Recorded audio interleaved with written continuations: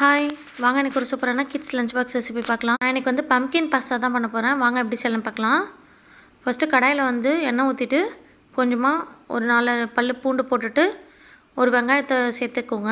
அது லைட்டாக வதங்கினதும் கட் பண்ணி வச்சுருக்க பம்கின் ஆட் பண்ணிக்கோங்க. இது நல்லா குக் ஆனதும் உங்களுக்கு காரம் தேவைன்னா வந்து பச்சை மிளகா ஆட் பண்ணிக்கோங்க.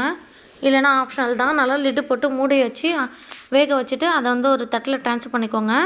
நல்லா ஆறுனதும் அதை வந்து நல்லா ஒரு மிக்ஸி ஜாரில் சேர்த்துட்டு பேஸ்ட் மாதிரி அரைச்சி எடுத்துக்கோங்க. இது கடையில் வந்து உங்களுக்கு என்ன தேவை, பாஸ்தாவோ மெக்ரோனியோ எது வேணுமோ அதை வந்து நல்லா கொதிக்கிற தண்ணியில் உப்பு கொஞ்சம் எண்ணெய் சேர்த்து ஒட்டாமல் இருக்கிறதுக்காக எண்ணெய் சேர்த்துட்டு அதை நல்லா வேக வச்சு வடிகட்டி தனியாக எடுத்து வச்சுருங்க.